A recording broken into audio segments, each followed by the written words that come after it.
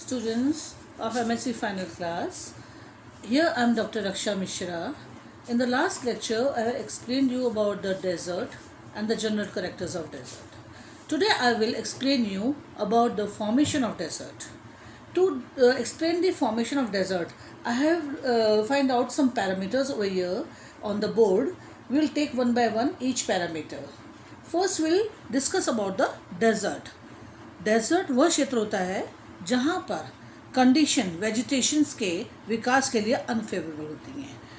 इन regions में वर्षा बहुत कम होती है और सॉइल जो होती है वो बिल्कुल नेकेड होती है और अनउपजाऊ होती है.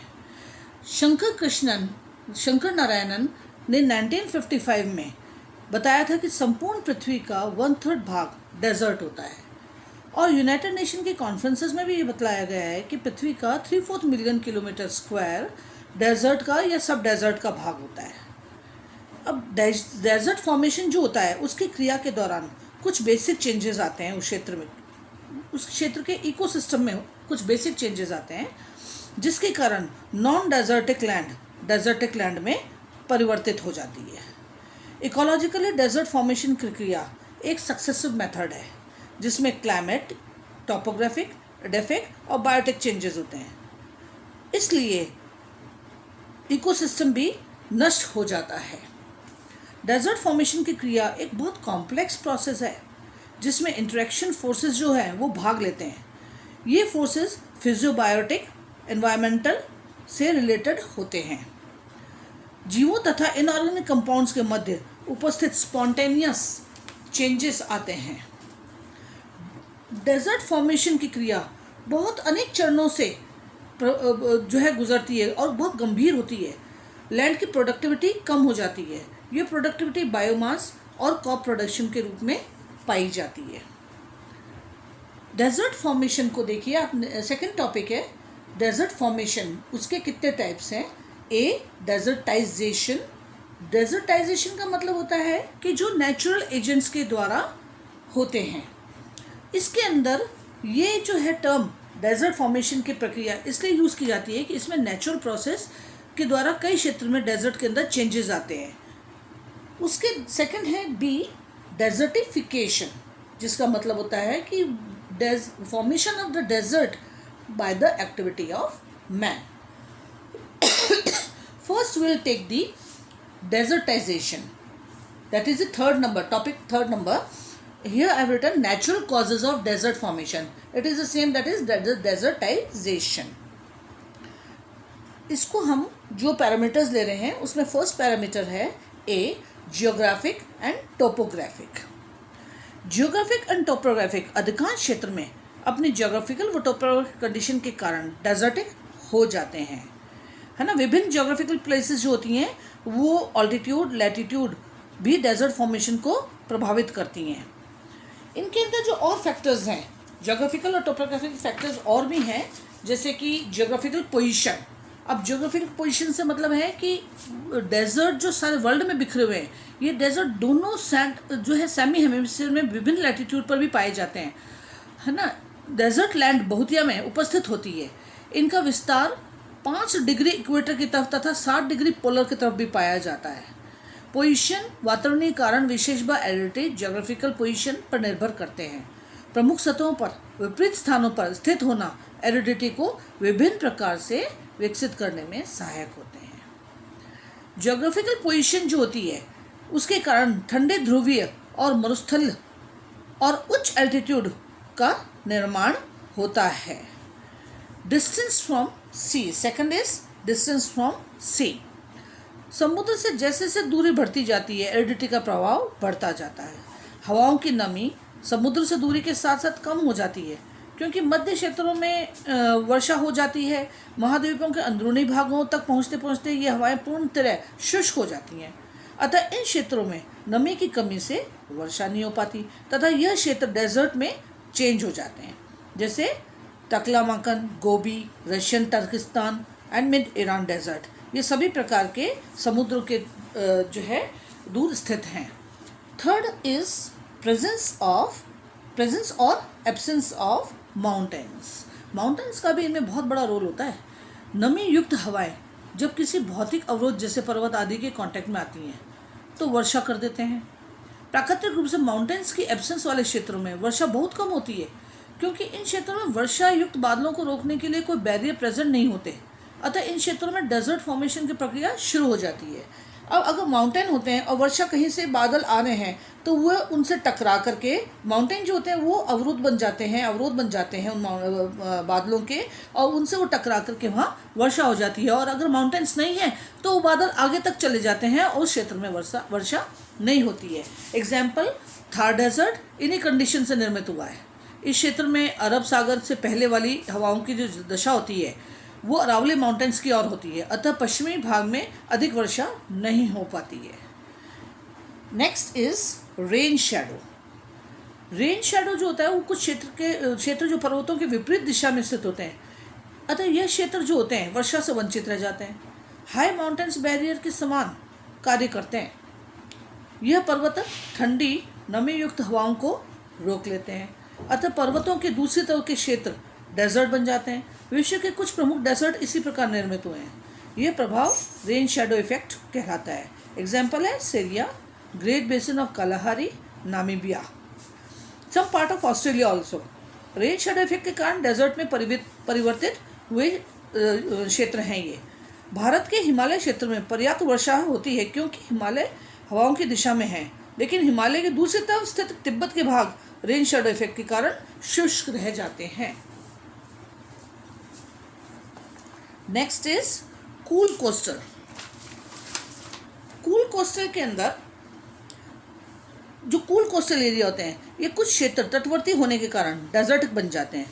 यद्यपि ये क्षेत्र समुद्र के निकट स्थित होते हैं, लेकिन फिर भी डेजर्ट में चेंज हो सकते हैं, क्योंकि हाई लैटिट्यूड से लो लैटिट्यूड की तरफ हवाएं चलती हैं, जिससे ठंडी सतह जल इक्वेटर की तरफ गति करता है, अतः टेम्परेचर में परिवर्तन भी इसी दिशा में होता है।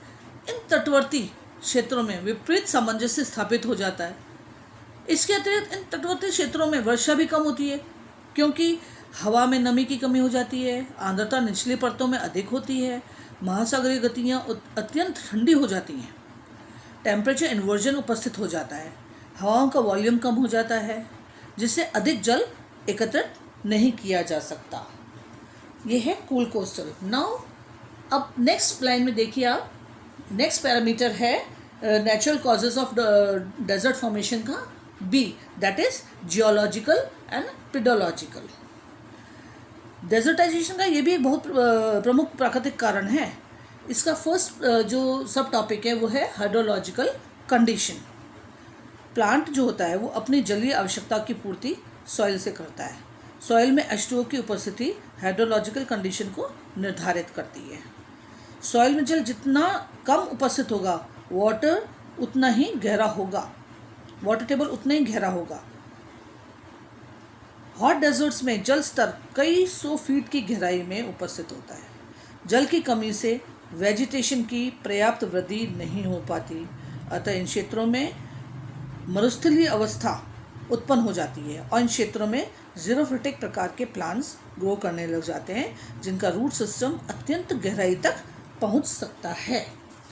This is the hydrological condition. उसके नेक्स्ट है पुअर ड्रेनेज सॉइल। जैसा कि इसका नाम ही बता रहा है, पुअर ड्रेनेज सॉइल। इसके अंदर मृदा से कम जल का निकास होता है। यदि मृदा में जल निकास पर्याप्त नहीं होता तो एरिडिटी बढ़ जाती है तथा डेजर्ट फॉर्मेशन की क्रिया शुरू हो जाती है। राजस्थान में लूनी और घुघरी नदी घाटी में इस प्रकार की सॉइल उपस्थित है, जिसमें ड्रेनेज अत्यंत पुअर होता है। इन अवस्थाओं में यह क्षेत्र मरुस्थलीय बन जाते हैं तथा एरिडिटी बढ़ जाती है।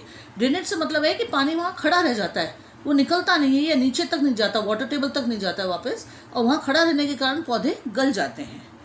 थर्ड है सैलिनिटी या लवणता कहते हैं इसको हम। लवणों की सांद्रता में वृद्धि से भी डेजर्टी फॉर्मेशन हो जाता है। ये स्टेज सभी महाद्वीपों में पाई जाती है। सभी डेजर्ट्स में लवणीय भाग उपस्थित होते हैं, जिन पर कोई भी वनस्पति वृद्धि नहीं कर सकता। लवणता में वृद्धि कम वर्षा तथा अत्यधिक इवापोरेशन के कारण होती है, जिससे सॉइल में लवणों की या सॉल्ट की मात्रा बढ़ जाती है। इससे डेजर्ट फॉर्मेशन की प्रक्रिया शुरू हो जाती है। वन क्षेत्रों में हेलोफाइटिक टाइप के प्लांट्स ग्रो कर सकते हैं।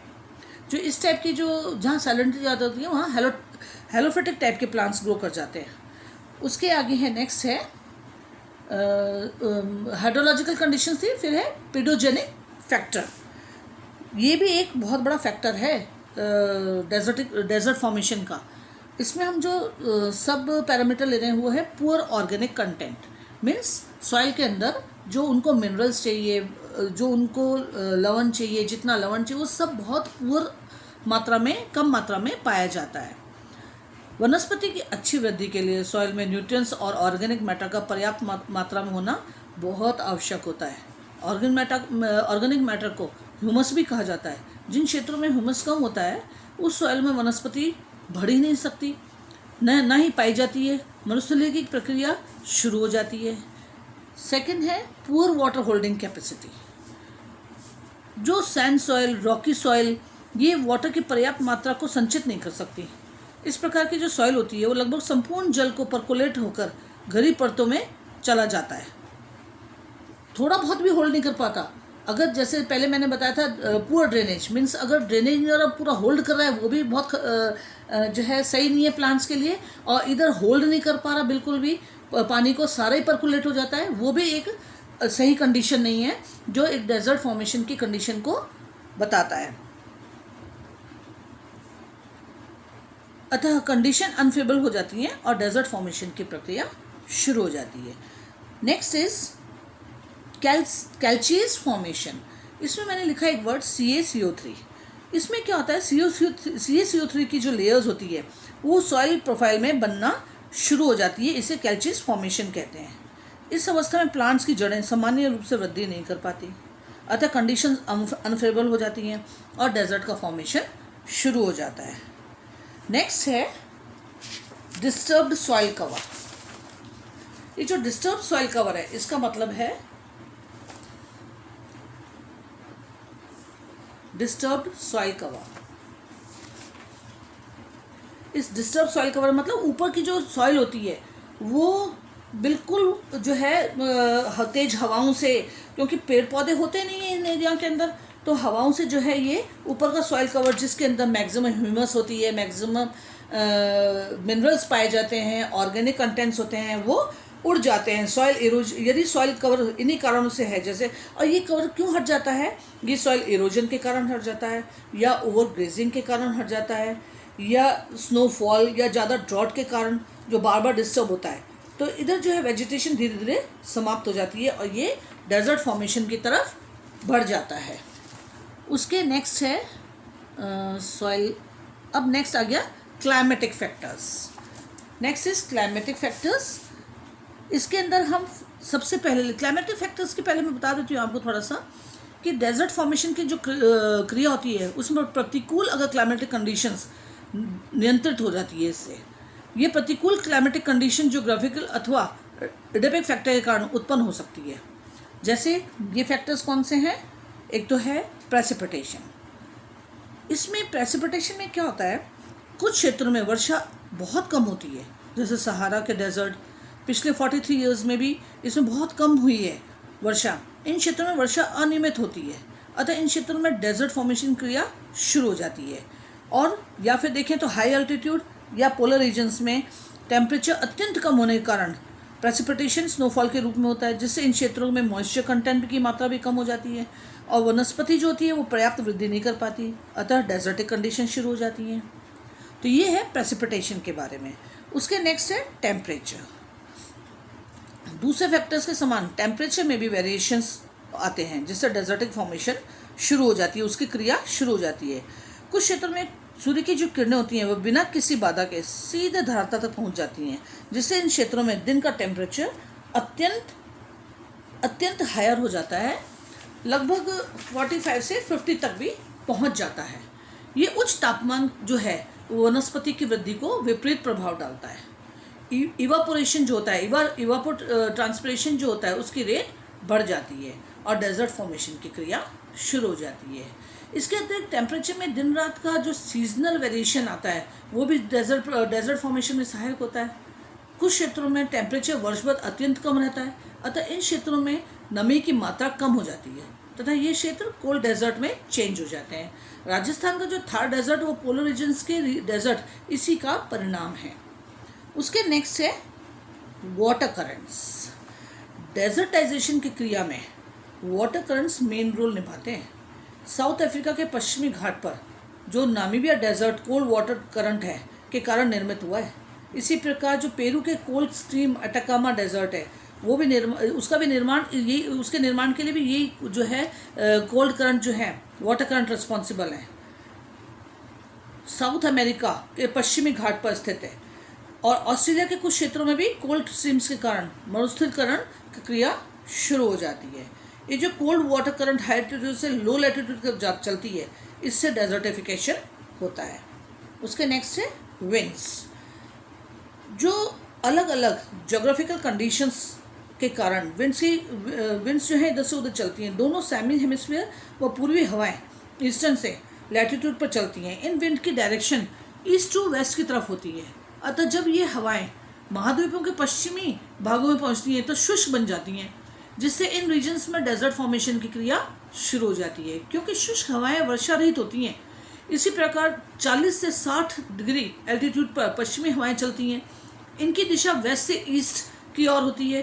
पूर्वी भागों में पहुंचते पहुंचते ये विंड शुष्क हो जाती हैं, जिससे कुछ पूर्वी भागों में डेजर्ट फॉर्मेशन की प्रक्रिया शुरू हो जाती है। तो ये सब आपका जो है मैंने आपको फॉर्मेशन ऑफ डेजर्ट जो डिफरेंट पैरामीटर्स थे उनमें समझाया। Next will take tomorrow. Thank you.